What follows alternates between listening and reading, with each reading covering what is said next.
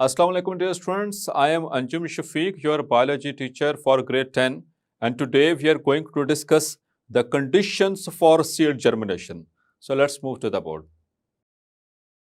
So conditions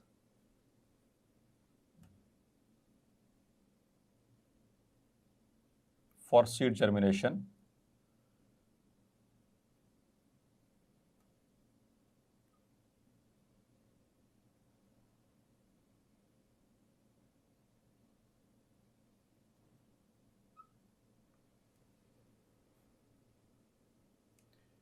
तो dear students, हमने previous lecture के अंदर सीड जर्मिनेशन को डिटेल से डिस्कस किया था और उसमें टाइप्स को भी डिस्कस किया, उसके एग्जांपल्स को भी डिस्कस किया।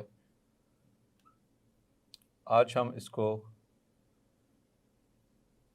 जो कंडीशंस हैं सीड जर्मिनेशन के लिए उसके ऊपर बात करेंगे।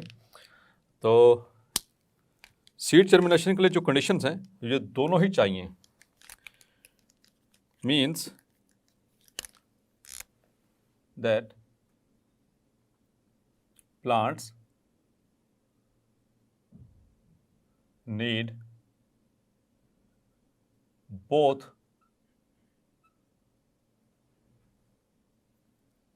internal conditions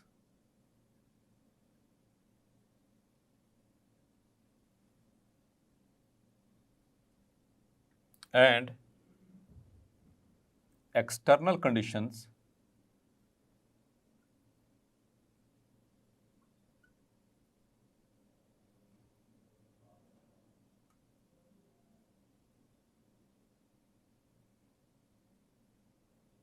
for proper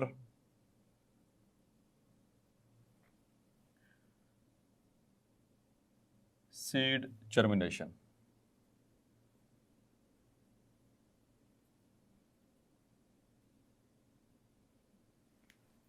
और डियर स्टूडेंट्स, इंटरनल कंडीशंस और एक्सटर्नल कंडीशन अभी हम इसको डिटेल में भी डिस्कस करेंगे। दोनों का होना एट अ टाइम ज़रूरी है, बिकॉज कि इससे पहले हमने बात की थी कि जो सीड होते हैं जैसे वो बनते हैं दे बिकम डॉर्मेंट, वो डॉर्मेंसी में चले जाते हैं और डॉर्मेंसी के दौरान दे बिकम इनएक्टिव, इनर्ट हो जाते हैं। जस्ट उनके अंदर सिर्फ इतना प्रोसेस, मेटाबॉलिक प्रोसेस चलेगा कि उसके अंदर मौजूद एम्ब्रियो को ज़िंदा रखा जा सके। लेट्स सपोज कि जैसे कि जो वीट के जो सीड्स होते हैं जिनको हम कर्नल्स भी कहते हैं या वीट ग्रेन्स कहते हैं, जो इस साल बने हैं उन्होंने अब नेक्स्ट सीज़न में जाकर इनको सो किया जाएगा और ये वहाँ से दोबारा से प्लांट जो है वो ग्रो करेगा, जर्मिनेट करेगा। तो तब तक उसको उस ड्यूरेशन के लिए वो 6 से 8 महीने या 10 महीने तक जो उसको एक्टिव रखना है, उसको ज़िंदा रखना है उसके एम्ब्रियो को। That is the purpose of the seed, जो कि सीड उसके अंदर उस एम्ब्रियो को ज़िंदा रखने के लिए उसके अंदर मौजूद जो न्यूट्रिएंट्स होते हैं उसको इस्तेमाल करता रहता है, थोड़ा थोड़ा करके इस्तेमाल करता रहेगा कि जस्ट एम्ब्रियो जो है वो अपनी हालत में ज़िंदा रहे।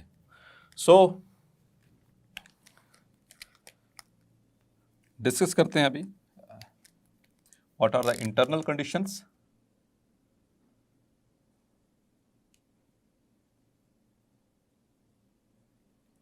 सो dear students, internal conditions basically दो हैं जो कि सीड की जर्मिनेशन के लिए चाहिए। Number 1, live embryo. तो सबसे प्राइम इंपॉर्टेंस उसी की है कि एम्ब्रियो का जिंदा होना ज़रूरी है। अगर एम्ब्रियो डेड हो चुका है किसी भी वजह से ड्यू टू हीट इफेक्ट, यानी कि जैसे कि उसमें एक्सेस ऑफ हीट में उसको रखा गया सीड को, या उसको जो दूसरी एक्सट्रीम पर रखा गया, बिलो फ्रीजिंग टेम्परेचर पर रखा गया, तो ऐसी कंडीशन में एम्ब्रियो ज़िंदा नहीं रहता है। तो अगर एम्ब्रियो ही ज़िंदा नहीं है तो सीड कभी भी जर्मिनेट नहीं करेगा, जब जितना मर्जी आप उसको एक्सटर्नल कंडीशंस प्रोवाइड कर दें या इंटरनल कंडीशंस और इसके अलावा भी जो है उसके अंदर मौजूद हों। जब तक एम्ब्रियो लाइव नहीं है तब तक सीड कभी भी जर्मिनेट नहीं करेगा, क्योंकि हमने लास्ट टाइम भी यही डिस्कस किया था एंजियोस्पर्म्स के लाइफ साइकिल में कि एम्ब्रियो से आगे बनना है स्पोरोफाइट ने, प्लांट की जो स्पोरोफाइट है वो बनेगी। तो एम्ब्रियो का लाइव होना ज़रूरी है, मीन्स कि उसका ज़िंदा होना सीड के अंदर ज़रूरी होता है। इसीलिए तो अल्लाह ताला ने जो सेफेस्ट मेथड बनाया जो एंजियोस्पर्मिक और जिम्नोस्पर्मिक जो प्लांट्स होते हैं इनके अंदर, जिनको सीड प्रोड्यूसिंग प्लांट्स कहा जाता है, इनके अंदर ख़ास तौर पर बड़ा प्रोटेक्टेड वे के अंदर मैकेनिज्म बनाया कि ये अपने एम्ब्रियो को ज़िंदा रख सकें काफ़ी लंबे अरसे तक। और डियर स्टूडेंट्स, ये थोड़ी सी अपने लेफ्ट साइड पे करें, ऊपर से टाइट ओके। और दूसरा मुझे बता दें कहाँ तक आपको बताना है, 18 20 14 ठीक है, ओके, यहाँ से लिखने चाहिए। So live embryo is the prime importance and the prime factor internal condition for the germination of seed. Second thing, dear students, that is the second internal condition, that is the stored food. अब embryo को अगर जिंदा रखना है तो उसको खुराक भी चाहिए, मतलब उसको एनर्जी चाहिए। वो एनर्जी कहाँ से हासिल होगी? वो सीड के अंदर जो स्टोर्ड फूड है वहाँ से हासिल की जाएगी। डियर स्टूडेंट्स, वहाँ से जो स्टोर्ड फूड है वो कहाँ से आएगा, उसके लिए हम डिस्कस करते हैं। लास्ट लेक्चर में भी डिस्कस किया था, लेकिन अभी थोड़ा सा डिटेल में जाएंगे उसकी। हमने बात की थी कि आफ्टर फर्टिलाइजेशन एंडोस्पर्म न्यूक्लियस, ये आफ्टर फर्टिलाइजेशन की चेंजेस बता रहा हूँ, यहाँ पर लिख देता हूँ। आफ्टर फर्टिलाइजेशन, जब फर्टिलाइजेशन हो जाती है तो उसके बाद जो एंडोस्पर्म न्यूक्लियस है, it is transformed into endosperm tissue.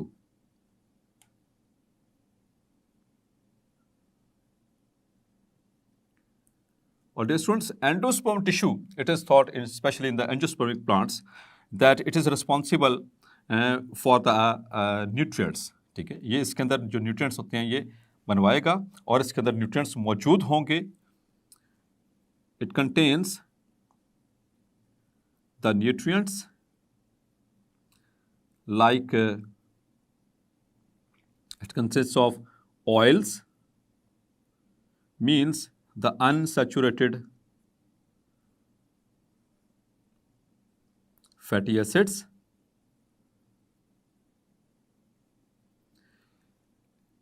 और इसके अलावा इट कंटेन्स स्टार्च। और डियर स्टूडेंट, आपको पता है कि स्टार्च जो है it is a polysaccharide.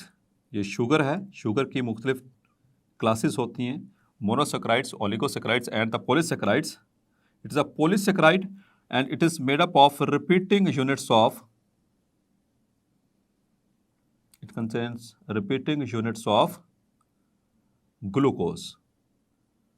Starch का जब ब्रेकडाउन होगा तो उससे प्रोड्यूस होगी माल्टोस, और माल्टोस का जब ब्रेकडाउन होगा तो उससे प्रोड्यूस होगी ग्लूकोज, और फिर ग्लूकोज जो है ये ऑक्सीडाइज करवाई जाएगी और इससे प्रोड्यूस करवाई जाएगी एटीपी, और वो एटीपी इस्तेमाल होगी इस एम्ब्रियो को जिंदा रखने के लिए। इसके अलावा it also contains some proteins. और डियर स्टूडेंट्स, जो फूड कंटेंट है, जो स्टोर्ड फूड है, ये सीड टू सीड यानी कि प्लांट्स टू प्लांट वेरी करेगा। कुछ प्लांट्स होते हैं जिनके अंदर उनके सीड्स के अंदर प्रोटीन कंटेंट ज़्यादा होता है, कुछ के अंदर जो ऑयल्स हैं ऑयल कंटेंट ज़्यादा होता है, यानी लिपिड रिच सीड्स। जैसे कि just for the sake of example आपको बता देता हूँ, जैसे जो ऑयल्स हैं यानी कि जो अनसैचुरेटेड फैटी एसिड्स हैं, they are present in soybean seeds, castor seeds जिससे कैस्टर ऑयल निकलवाया जाता है। इसी तरह से सनफ्लावर सीड्स। तो ये कुछ एग्जांपल्स हैं जिनके अंदर ऑयल कंटेंट यानी कि लिपिड कंटेंट ज़्यादा होता है। इस तरह से जो प्रोटीन्स हैं ये आमतौर पर ज़्यादातर पाई जाती हैं इन द पी प्लांट। ठीक है, जो पी प्लांट है उसके अंदर प्रोटीन का कंटेंट ज़्यादा है। इस तरह स्टार्च आमतौर पर जो नॉर्मली अगर हम जनरल कैटेगराइजेशन करें सीड्स की, तो ज़्यादातर सीड्स होते हैं उनके अंदर जो स्टोर्ड फूड होता है that is in the form of starch.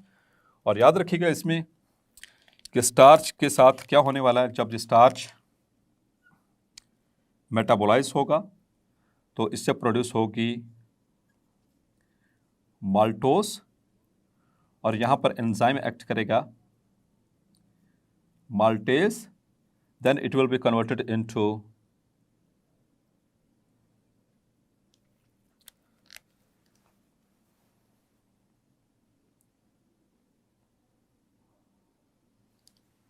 editor, please cut this. So starch will be converted into maltose by the help of enzyme amylase, and then on maltose, the enzyme will act maltase, and it will be converted into glucose, because कि जो starch है it is a polymer of it is made up of repeating units of glucose, तो ultimately glucose से मिल जाएगा. तो ये कुछ stored food होता है मुख्तलिफ तरह के सीड्स के अंदर, जो कि उसको एम्ब्रियो को ज़िंदा रखने के लिए चाहिए होता है, और जब तक आप उस सीड्स को सो नहीं कर देते, बो नहीं देते, तब तक इसको ज़िंदा रखना स्टोर्ड फूड का काम होता है, जो कि आम तौर पर एंडोस्पर्म टिश्यू में मौजूद होता है.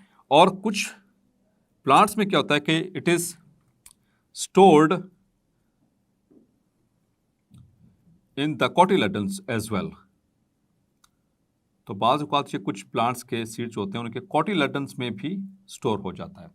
कोटिलेडन्स बताया था आपको कि जो एंजियोस्पर्मिक प्लांट्स हैं उनमें on the presence of the number of cotyledons, दो तरह के प्लांट्स थे, मोनोकॉट्स एंड डाइकॉट्स. तो ये उसी की बात हो रही है जिसको हम कहते हैं जहाँ से बनेंगे embryonic leaves. The first leaves जहाँ से इमर्ज होते हैं ये वो स्ट्रक्चर है कोटिलेडन्स, जिसके बिहाफ के ऊपर हमने बात की थी एपीजियल और हाइपोजियल जर्मिनेशन के एतबार से.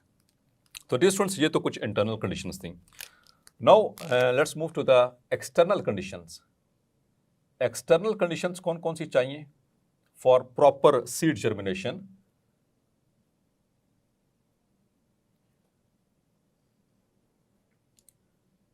तो उसमें द फर्स्ट इंपॉर्टेंट, सबसे प्राइम इंपॉर्टेंस वाली जो एक्सटर्नल कंडीशन है दैट इज वाटर. हमने सीड जर्मिनेशन में लास्ट लेक्चर में ये बात डिस्कस भी की थी कि जब तक जो सीड है वो वाटर को इम्बाइब नहीं करता, एब्जॉर्ब नहीं करता, तब तक जो उसके अंदर जो सीड कोट है वो रप्चर नहीं होगा. तो सीड कोट रप्चर ना हुआ तो आगे जर्मिनेशन का प्रोसेस कंटिन्यू सही तरह से नहीं कर पाएगा.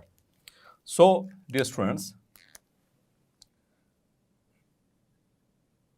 in most seeds of plants, the water content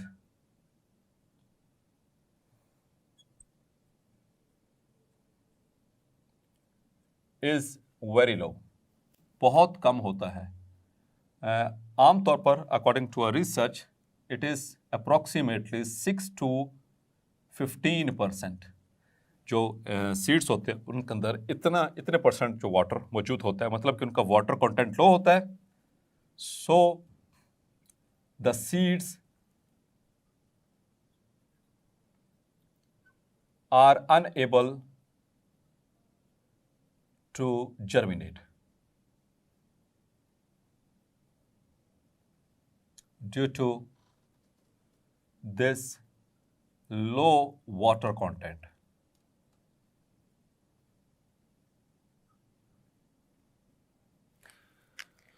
The seed germination,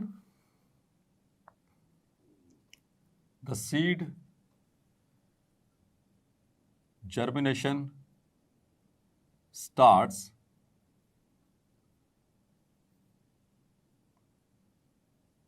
when the seed coat and other tissues, means the embryo and the cotyledons, imbibe. ये लास्ट लेक्चर में भी मैंने वर्ड इस्तेमाल किया था imbibe. imbibe का मतलब होता है एब्जॉर्ब करना, एब्जॉर्ब वाटर. तो जैसे ही वाटर imbibe करना शुरू करते हैं उनका जो साइज है वो इंक्रीज होना शुरू हो जाता है सीड का, और उसके जो पार्ट्स हैं वो सॉफ्ट होना, ना सिर्फ सॉफ्ट होना शुरू हो जाते हैं बल्कि जो सीड कोट है वो सॉफ्ट होने के बाद वो रप्चर होना भी शुरू हो जाता है. Now it is easy for the seed to germinate. और students, water is also required.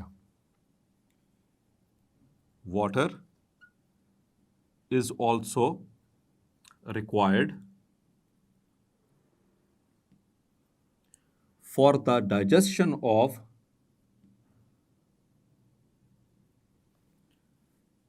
stored food. तो जो स्टोर्ड फूड है उसकी डाइजेशन के लिए भी जरूरी है, because my dear students starch is converted to maltose, ये एंजाइमेटिक रिएक्शन है।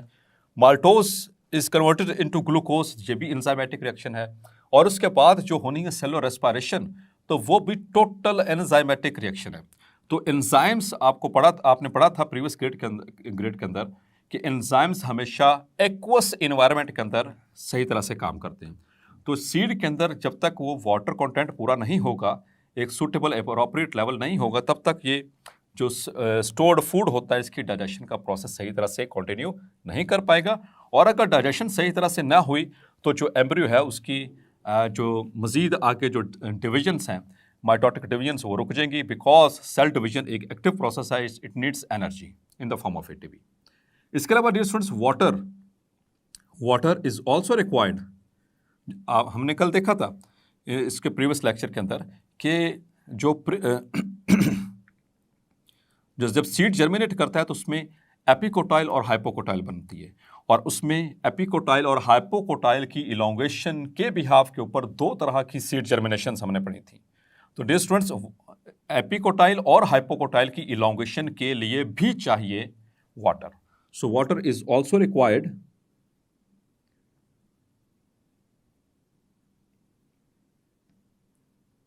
for the elongation of for the elongation of epicotyle। और डियर स्टूडेंट्स एपिकोटाइल क्या था, साथ ही आपको रिवाइज करवा दूं, the embryonic stem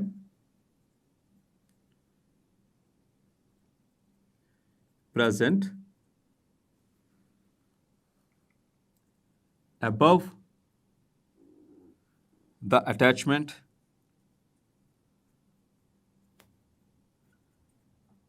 point of cotyledons। जहां पर cotyledons अटैच होते हैं उसके ऊपर जो एम्ब्रियोनिक स्टेम होती है उसे एपिकोटाइल कहते हैं। Of epicotyl and the hypocotyl. और इसी तरह से हाइपोकोटाइल को भी डिफाइन कर लेते हैं। It is important short question, differentiate between epicotyl and hypocotyl. So it is the embryonic stem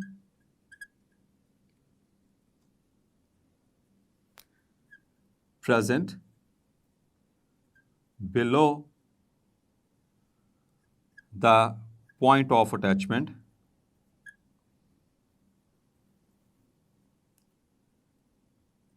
of cotyledons। So that is the hypocotyl।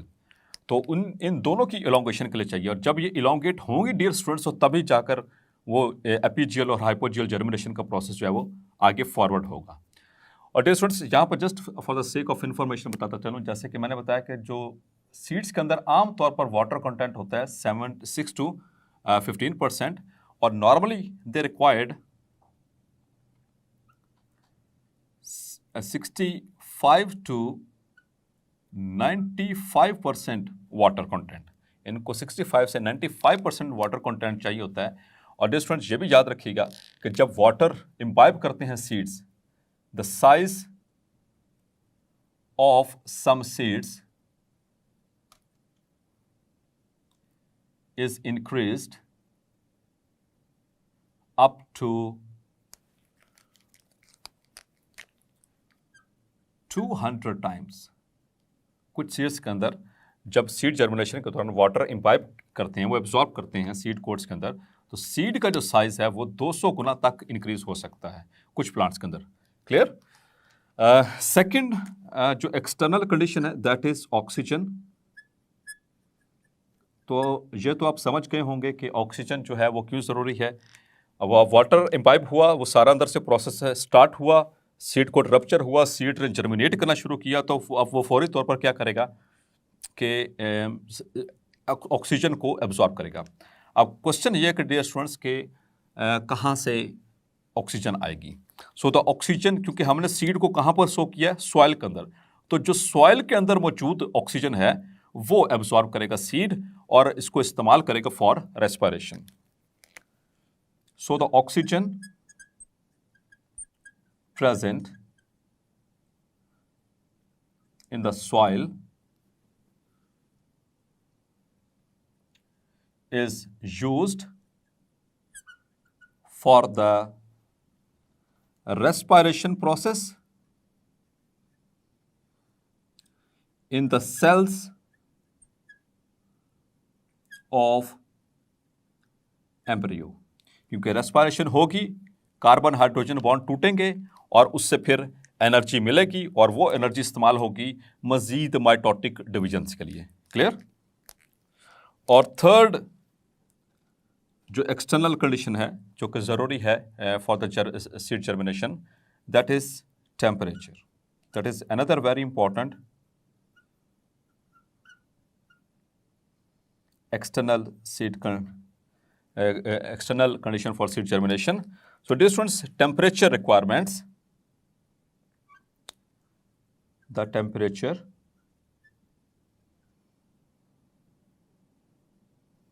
requirement for seed germination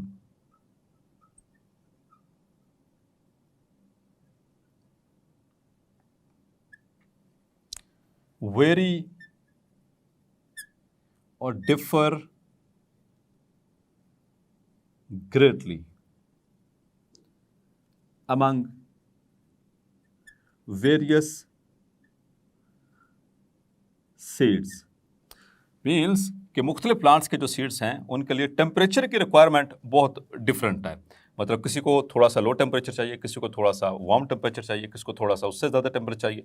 मतलब कि ये कोई हार्ड एंड फास्ट रूल नहीं कि इतना ही temperature होगा तो तभी तमाम सीड्स जो हैं वो जर्मिनेट करेंगे. तो ये जो इसकी टेम्परेचर की रिक्वायरमेंट है डियर स्टूडेंट्स, ये तमाम सीड्स के अंदर ये वेरिएबल है. लेकिन इम्पॉर्टेंट चीज़ जो याद रखने वाली है, that is the optimum temperature for seed germination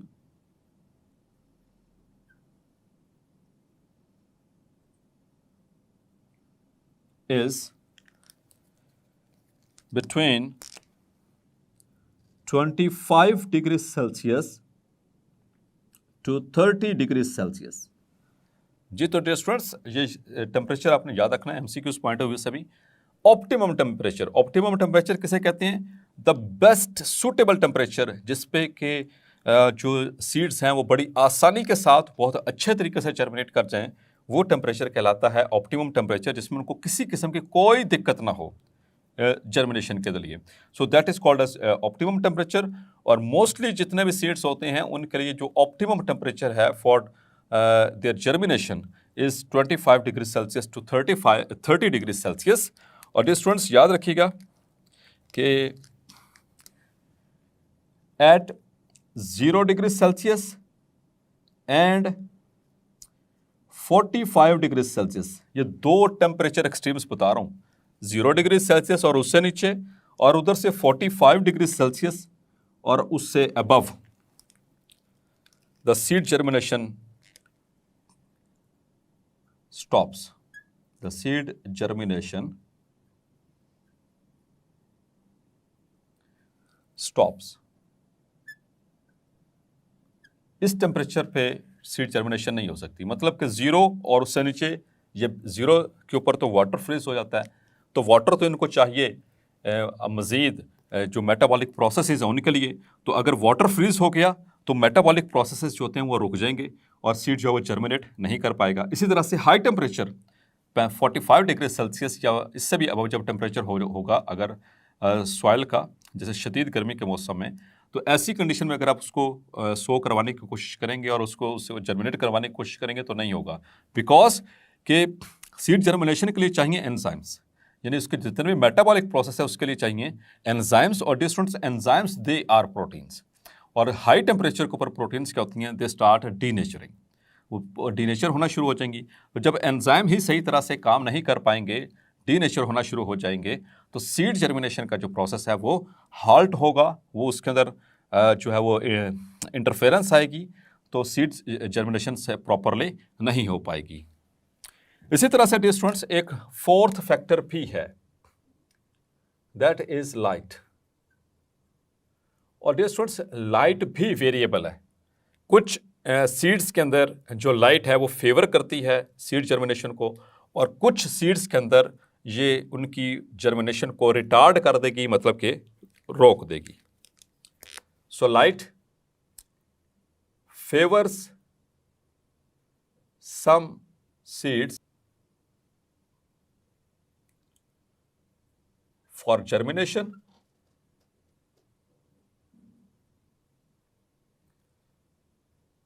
and retard का मतलब होता है कम कर देना, रोक देना, ठीक है। टू इनहिबिट, टू लेसन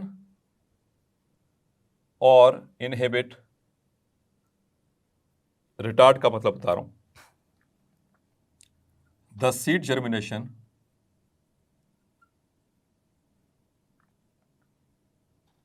तो फिर ऐसे सीड्स जो लाइट की मौजूदगी में उनकी ग्रोथ जो होती है वो रुक जाती है, यानी सीड जर्मिनेट नहीं कर पाता, so then these seeds are placed in dark.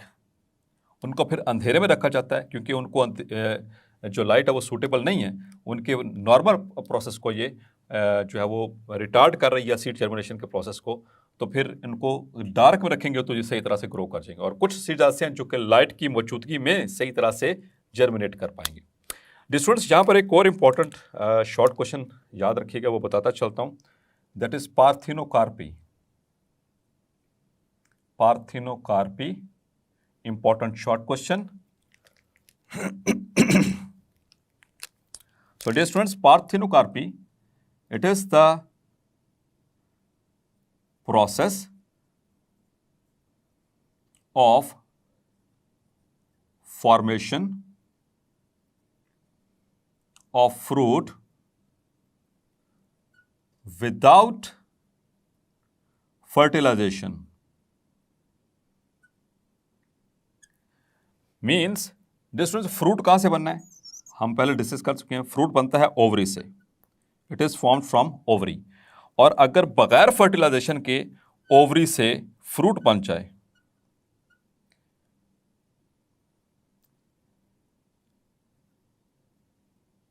Without fertilization, ovaries it is converted into, if ovary is converted into fruit, this process is called as parthenocarpy, and it is important in producing seedless plant and the seedless fruits। जो seedless बगैर बीज के जो fruit होते हैं उनके लिए ये वाला अमल किया जाता है, जैसे कि बनाना, जैसे कि सीडलेस ग्रेप्स आजकल मार्केट में हैं, इसी तरह से सीडलेस डेट्स इवन के वो भी मौजूद हैं। तो जितने भी सीड के बगैर यानी बीज के बगैर जो फ्रूट्स हैं अगर बनवाने हों तो वो इस अमल के ज़रिए बनवाए जाते हैं, पार्थिनोकार्पी के ज़रिए। और डियर स्टूडेंट्स इसमें जो मैकेनिज्म होता है, just for the sake of convince आपको बताता चलूँ कि बगैर फर्टिलाइजेशन के कैसे फ्रूट बन गया। तो इसमें आम तौर पर कुछ हार्मोन्स का रोल होता है। प्रीवियस कुछ लेक्चर्स में मैंने आपको बताया था,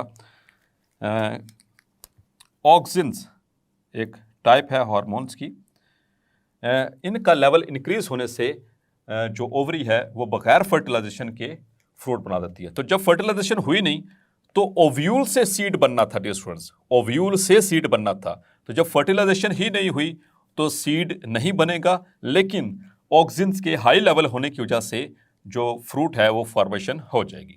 सो that is called as parthenocarpy. Students hopefully आज का लेक्चर आपको क्लैरिफाई हो गया होगा। मिलते हैं नेक्स्ट लेक्चर में, तब तक अपना ख्याल रखिएगा। अल्लाह हाफिज़।